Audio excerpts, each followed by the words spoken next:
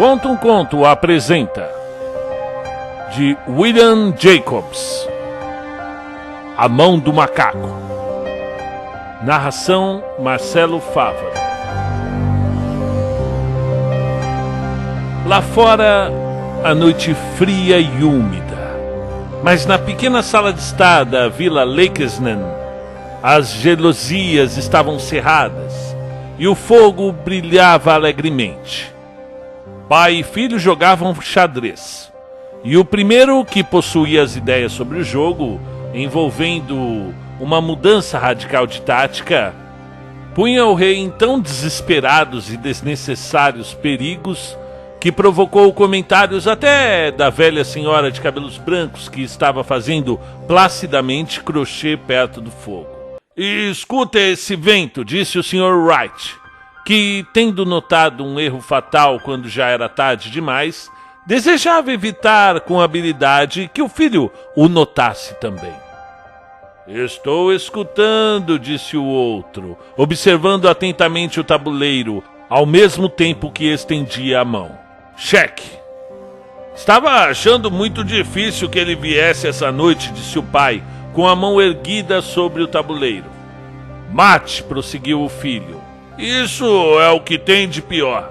Viver assim tão afastado", vociferou o Sr. Wright, com súbita e inesperada violência. "De todos os lugares idiotas, lamacentos e fora de mão para se morar, esse é o pior. O caminho é um atoleiro, e a estrada um rio. Não sei o que essa gente pensa. Acho que, porque somente 2 casas na região estão alugadas, entendem que não tem importância alguma." "Não te importes com isso, querido", disse-lhe a esposa conciliadoramente. "Talvez ganhes na próxima partida." O Sr. Wright ergueu bruscamente a vista, mesmo em tempo de interceptar um olhar de compreensão trocado entre mãe e filho. As palavras morreram-lhe nos lábios e escondeu um sorriso contrafeito na barba rala grisalha. "Aí está ele!" exclamou Herbert White, ao ouvir o portão bater com estrondo e pesados passos que vinham em direção à porta. O velho levantou-se com solicitude hospitaleira, e enquanto abria a porta, puderam ouvi-lo lastimando-se do tempo com o recém-chegado. Este também se lastimou, de maneira que a senhora Wright disse "Chut, chut", e tossiu de leve, quando o marido entrou no aposento, seguido por um homem alto e corpulento, de olhos salientes e faces rubicundas. "Sargento Major Morris", disse, apresentando-o. O major trocou os apertos de mão e, tomando a cadeira oferecida junto ao fogo, observou com satisfação que o anfitrião trazia uísque e copos e punha uma pequena chaleira de cobre no fogo. Ao terceiro copo, seus olhos ficaram mais brilhantes e começou a falar, enquanto o pequeno círculo da família olhava com agudo interesse aquele visitante de terras longínquas que encostava os ombros robustos no espaldar da cadeira, falando de cenas estranhas e feitos denodados, de guerras e pestes e de povos exóticos. 21 anos disso", disse o Sr. Wright, acenando com a cabeça para a esposa e o filho. "Quando partiu, era um belo moço no armazém. Agora, olhem para ele." "Não parece ter se saído muito mal", observou a Sra. Wright delicadamente. "Eu gostaria de ir à Índia também", disse o velho cavaleiro, "só para ver como aquilo é. Sabem? Foi melhor ficar por aqui mesmo", retrucou o major abanando a cabeça.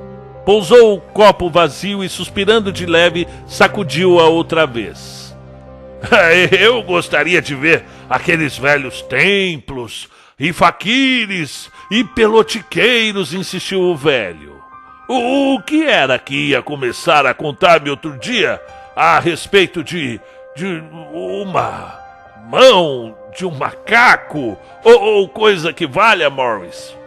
"Nada", respondeu o soldado com muita pressa. "Pelo menos nada que valha a pena ouvir-se." Mão de macaco? Indagou a Sra. Wright com curiosidade. Bem, apenas o que se poderia chamar magia, talvez, respondeu o major de maneira vaga.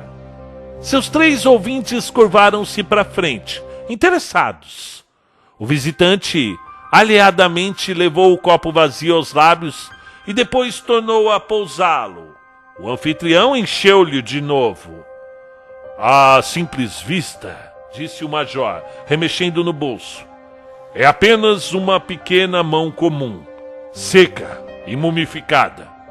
Tirou qualquer coisa do bolso e exibiu-a. A Sra. Wright recuou, com uma careta, mas o filho, pegando o objeto, examinou-o com curiosidade. O que há de especial nela? Perguntou o Sr. Wright, tomando-a das mãos do filho e pousando-a sobre a mesa depois de examiná-la. Bem, ela possui um encantamento que lhe foi posto por um velho faquir, explicou o major. Um homem muito velho. Queria mostrar que o destino segue a vida dos homens e que aqueles que interferem com ele o fazem para o seu próprio mal. Pôs-lhe um encantamento para que 3 homens distintos, pudessem satisfazer cada um 3 desejos.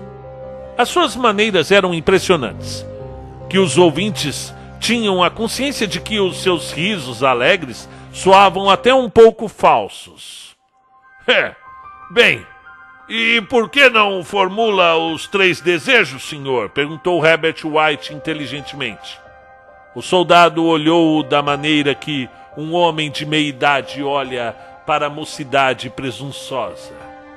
Eu já formulei, disse devagar, e o seu rosto corado empalideceu. E obteve realmente esses 3 desejos? Eles se realizaram? Perguntou o Sr. Wright.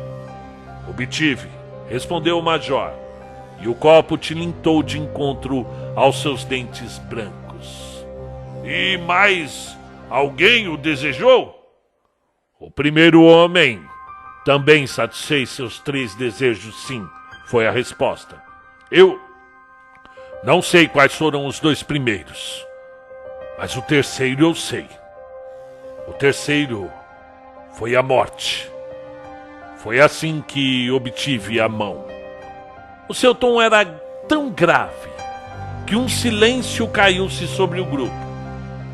Bem, se já obteve os 3 desejos, não lhe serve para mais nada. Então, Morris, disse o velho, por fim, por que a conserva? O soldado abanou a cabeça. Fantasia, suponho. Disse devagar. Tive uma vaga ideia de vendê-la, mas não creio que o faça. Já causou infortúnios demais. E além disso, ninguém a compraria. Alguns acham que é uma história fantástica e que os outros que acreditam alguma coisa dela querem experimentar primeiro e pagar-me depois. Bem, se pudesse formular outros 3 desejos, perguntou o velho, fitando-o atentamente. Falo-ia?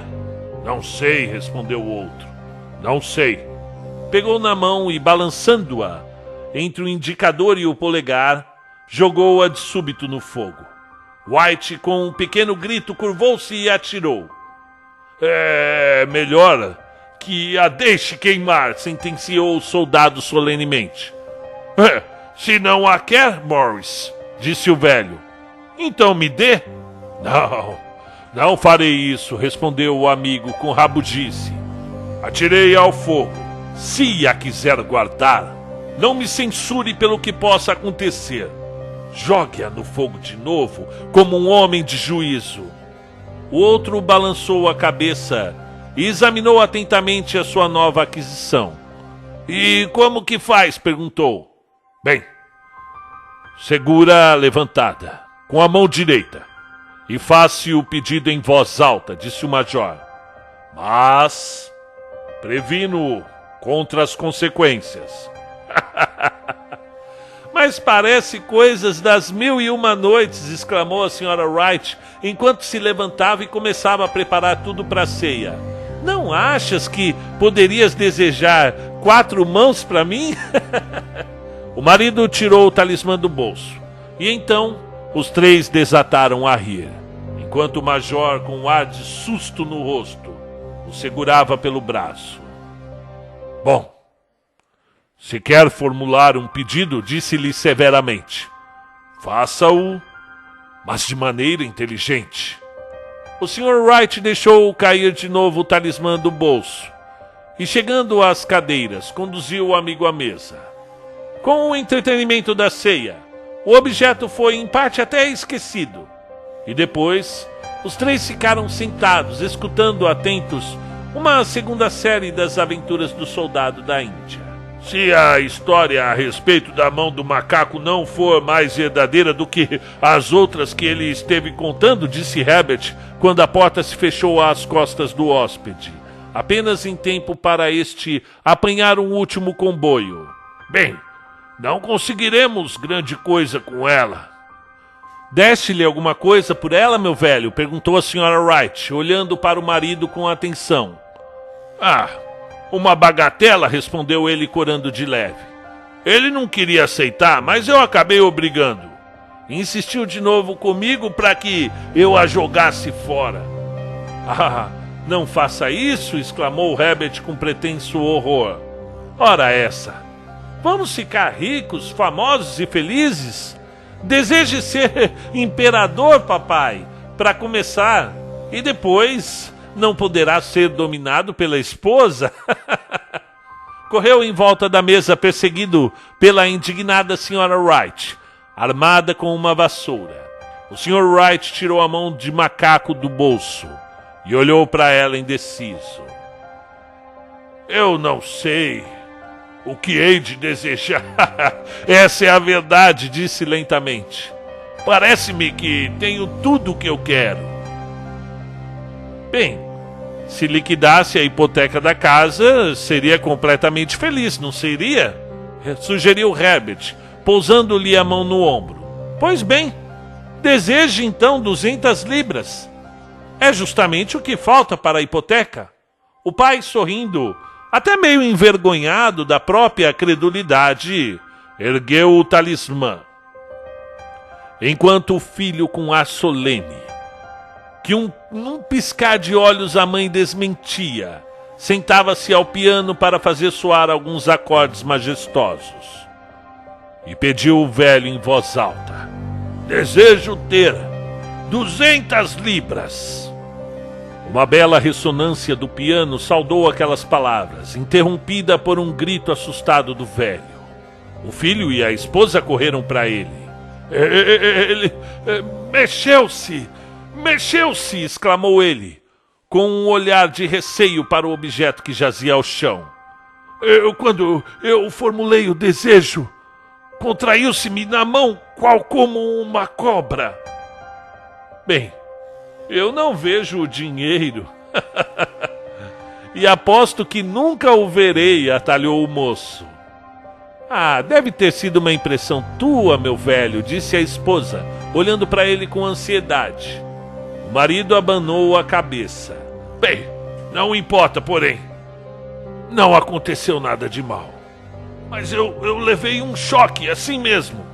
Sentaram-se novamente, junto ao fogo, enquanto os 2 homens acabavam de fumar os seus cachimbos. Lá fora o vento estava mais forte do que nunca. E o velho teve um sobressalto nervoso ao som de uma porta batendo no primeiro andar. Um silêncio insólito e deprimente pesou sobre os 3 e prolongou-se até que o casal de velhos se levantou para recolher-se. Eu espero que encontre o dinheiro amarrado em um grande maço no meio da cama, gracejou Herbert, ao se curvar para dizer-lhes boa noite. E qualquer coisa terrível agachada em cima do guarda-roupa, espiando, enquanto o senhor se apossa da fortuna mal ganha. Capítulo 2. Na manhã seguinte, na claridade do sol de inverno iluminando a mesa do café, Herbert riu-se do susto dos pais. Havia um ar de saudável banalidade no aposento, que faltava na noite anterior. E a pequena mão do macaco, suja e enrugada, estava pousada sobre o aparador, com um pouco caso que não demonstrava grande fé nas suas virtudes. Suponho que todos os soldados são a mesma coisa, disse a Sra. Wright. Que ideia nossa de dar ouvidos a tais contrassensos! Como poderiam realizar-se simples desejos hoje em dia? E se pudessem, como haviam de fazer-te mal 200 libras, meu velho? Podiam cair-lhe do céu na cabeça, chasqueou o frívolo Herbert. Morris me contou que as coisas aconteciam tão naturalmente, disse o pai, que se poderia, querendo, atribuí-las a mera coincidência. Bem, não vá gastar o dinheiro todo antes que eu esteja de volta, recomendou Herbert, levantando-se da mesa. Eu receio que se transforme num mesquinho avarento e que tenhamos de desconhecê-lo. A mãe riu-se e, acompanhando-o até a porta, observou-o enquanto seguia pela estrada abaixo. E depois, voltando à mesa do café, divertiu-se muito às custas da credulidade do marido. O que não a impediu de precipitar-se para a porta quando o carteiro bateu. E nem tampouco de resmungar qualquer coisa sobre majores reformados, de hábitos biliosos, quando verificou que o correio lhe trazia apenas uma conta do alfaiate. Herbert vai dizer mais algumas pilhérias, espero, quando voltar, disse ela quando se sentavam para jantar. Imagino que sim, concordou o Sr. Wright, servindo-se de cerveja. Mas seja como for, aquela coisa mexeu-se na minha mão, isso eu posso jurar. Você pensou que se moveu, observou a velha senhora meigamente. Pois eu digo que se moveu, replicou o outro. E não resta a menor dúvida. Eu tinha... que foi? A esposa não respondeu. Estava a observar os misteriosos movimentos de um homem, lá fora, que, espreitando de maneira indecisa para casa, parecia estar tentando resolver-se a entrar.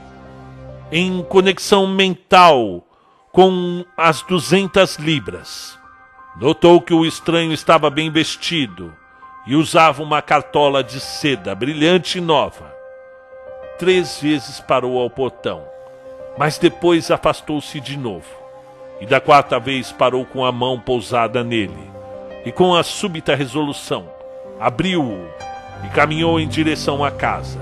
A Sra. Wright, no mesmo instante, levou as mãos às costas e, desatando apressadamente os cordões do avental, colocou aquela inútil peça de roupa sob a almofada da cadeira. Trouxe o estranho, que parecia pouco à vontade, para dentro do aposento. Ele olhava furtivamente para a Sra. Wright e escutava com um ar preocupado, enquanto a velha senhora pedia desculpas pela aparência da casa e, sobretudo, do marido, um agasalho que geralmente ele reservava para o jardim. Ela esperou tão pacientemente quanto o seu sexo o permitia, que o homem desembuchasse o que tinha para dizer. Mas, a princípio, ele conservou-se num silêncio embaraçado. Pediram-me para vir aqui, disse por fim, curvando-se para tirar um fiapo de algodão das calças. Eu venho de parte da Nell e Neggins. A velha senhora se sobressaltou. E o que foi? Perguntou com a respiração alterada. Aconteceu alguma coisa ao Herbert? E que é? O marido interpôs-se. Vamos, minha velha, disse apressadamente. Senta aí e não tire conclusões antecipadas. Não é o portador de má notícias? Eu tô certo disso. E observava o outro atentamente. Eu sinto muito, começou o visitante. Ele está ferido? Perguntou a mãe. O visitante curvou-se confirmando. Gravemente ferido. mas já não sofre coisa alguma. Oh, graças a Deus, exclamou a velha senhora juntando as mãos. Graças a Deus, por isso, graças. Interrompeu-se de súbito, ao perceber o sinistro significado da afirmativa do outro, e viu a terrível confirmação dos seus receios na cara compungida que ele fez. Suspendeu a respiração e, voltando-se para o marido, menos vivo em compreender do que ela, pousou a mão trêmula na dele, e houve então um grande silêncio. Ele foi puxado por uma máquina, disse o visitante por fim em voz baixa. Puxado por uma máquina? Repetiu o Sr. Wright de maneira vaga. Sim. E ele ficou sentado, olhando confusamente pela janela, e tomando a mão da esposa entre as suas, apertou-a, como costumava fazer nos velhos tempos em que namoravam, quase 40 anos atrás. É o único que nos restava, disse, voltando-se gentilmente para o visitante. É duro. O outro tossiu e, levantando-se, caminhou lentamente até a janela. Bem, a firma encarregou-me de transmitir-lhe a sua sincera simpatia pela grande perda que sofreram, disse sem voltar a olhar. Peço-lhes que, para compreenderem que sou apenas um empregado e que estou a obedecer ordens recebidas. Não houve resposta. A face da anciã estava branca, os olhos vítreos, a respiração mal audível, e no rosto do marido havia uma expressão que devia ser semelhante à do seu amigo major ao entrar pela primeira vez em ação. Eu devo lhes dizer que a Nell e Neggins negam qualquer responsabilidade, continuou o outro. Eles não admitem qualquer obrigação, mas em consideração aos serviços prestados por seu filho, desejam oferecer-lhes certa quantia em dinheiro, a título de compensação. O Sr. Wright deixou cair a mão da esposa e, pondo-se de pé, fitou o visitante com um olhar horrorizado. E os seus lábios secos balbuciavam a palavra. Mas quanto? 200 libras, senhor. 200 libras. Foi a resposta. Inconsciente do grito da esposa, o ancião sorriu debilmente, estendeu as mãos feito um homem cego e caiu, qual um farrapo, inerte no assoalho. Capítulo 3. No vasto cemitério novo, a umas 2 milhas de distância, os anciãos enterraram o corpo querido e voltaram para casa, agora imersa em sombras e silêncio.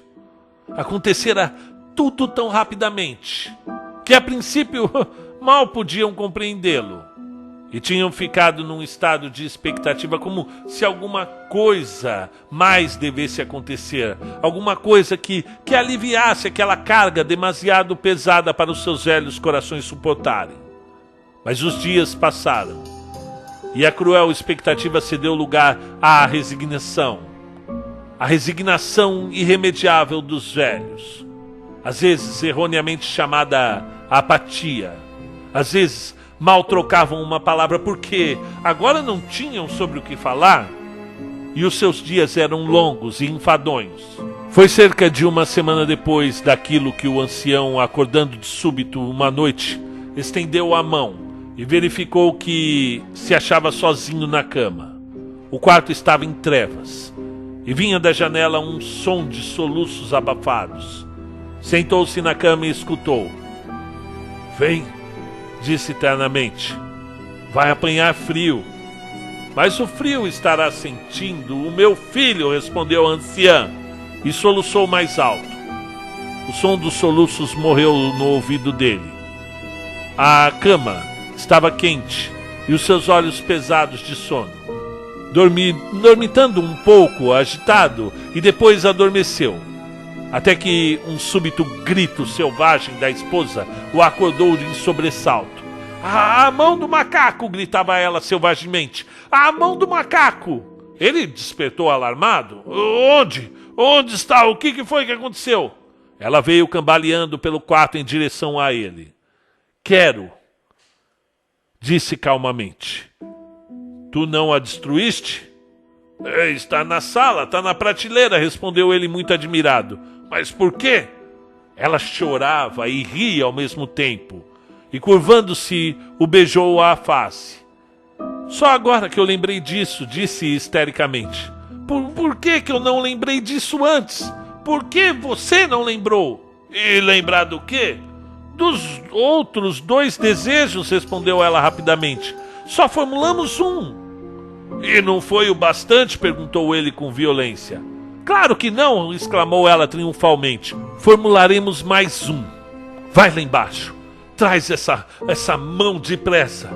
E pede que o teu filho esteja vivo de novo. O homem sentou-se na cama e afastou as cobertas de sobre os membros trêmulos. Santo Deus! Está louca!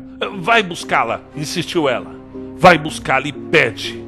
Oh, meu filho! O marido riscou um fósforo e acendeu a vela. Volta para a cama, disse irresolutamente. Não sabe o que estás a dizer? Obtivemos a realização do primeiro desejo, disse a anciã com fervor. Por que não havemos de obter o segundo? Foi uma coincidência, gaguejou o ancião. Pois vai buscar e pede, gritou a anciã, arrastando-o para a porta.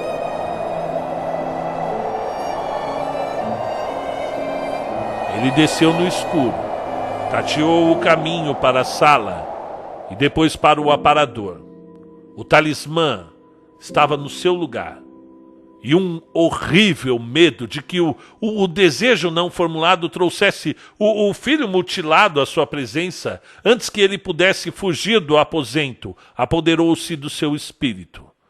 Susteve a respiração, e quando viu que perdera a direção da porta, com a testa úmida de suor, encontrou o caminho em volta da mesa, e fosse arrastando ao longo da parede, no estreito corredor, com aquela coisa nojenta na mão. Até o rosto da esposa pareceu-lhe mudado quando entrou no quarto. Estava branco e expectante, e para o seu receio parecia ter um ar sobrenatural. E teve medo dela. Pede, gritou ela fortemente. É uma tolice inútil, esquivou-se ele. Pede, repetiu a esposa, e ergueu a mão. Eu quero meu filho vivo de novo!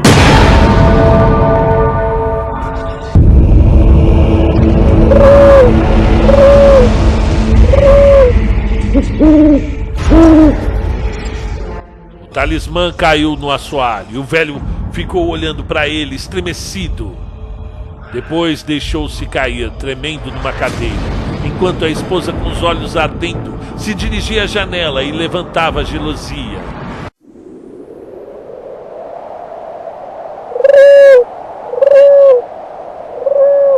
Ficou sentado até sentir-se enregelado de frio, olhando de vez em quando para a figura da anciã, espreitando para fora pela janela. O coto da vela, que ardera até abaixo do anel do castiçal de porcelana, lançava sombras oscilantes sobre o teto e as paredes, até que uma palpitação mais forte do que as outras extinguiu-se, e o ancião, com indizível sensação de alívio pelo fracasso do talismã, voltou à cama.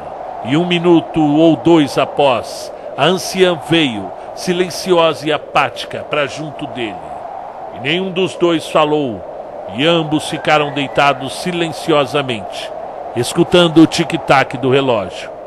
Um degrau da escada estalou, e um camundongo assustado correu ruidosamente por dentro da parede. A escuridão era opressiva. E depois de ficar algum tempo deitado, reunindo coragem, o marido pegou a caixa de fósforos e, riscando um, desceu as escadas para buscar uma vela. E no último degrau, o fósforo apagou-se. E ele parou para acender outro, mas, naquele momento, uma batida tão leve e furtiva que mal era audível soou na porta da casa. Os fósforos caíram-lhe das mãos e ficou imóvel, com a respiração suspensa até que a batida se repetiu.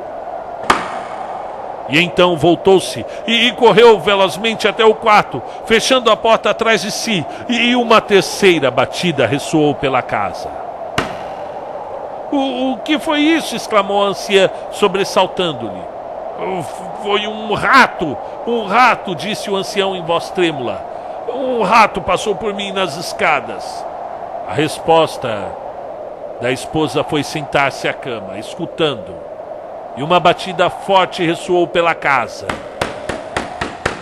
É Herbert! Gritou ela. É Herbert! E correu para a porta, mas o marido colocou-se diante dela, agarrando-a pelo braço, segurou-a com força. Que vais fazer? Sussurrou asperamente. É o meu filho, é o Herbert! Gritou ela, lutando mecanicamente. Tinha me esquecido de que eram 2 milhas de caminho. E por que está me segurando? Me solta! Eu tenho que abrir a porta para o meu filho. Pelo amor de Deus, não deixe ele entrar, disse o ancião tremendo. Tens medo do teu próprio filho? Exclamou ela, debatendo-se. Deixa-me ir. Eu já estou indo. Herbert, já vou, Herbert. Houve outra batida e mais outra. E a anciã, num súbito arranco, libertou-se a sair, a correr do quarto. E o marido seguiu-a até o patamar e já chamou insistentemente enquanto ela corria as escadas abaixo. Ouvira a corrente de segurança ser retirada e a lingueta da chave abrir-se rangendo. E depois a voz da anciã, áspera e palpitante. O ferrolho! Gritou alto. Desce, eu não consigo chegar.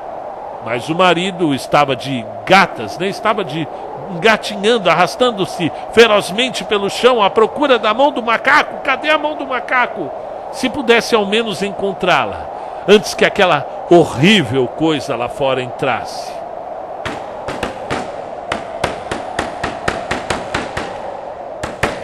Uma verdadeira saraivada de batidas repercutiu pela casa e ele ouviu o arrastar de uma cadeira que a esposa estava a colocar junto à porta.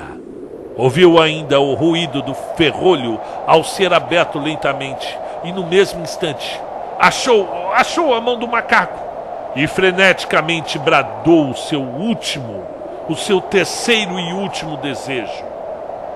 E imediatamente as batidas pararam de súbito. Embora o seu eco inundasse ainda a casa, ouviu a cadeira sendo arrastada para trás e a porta se abrir.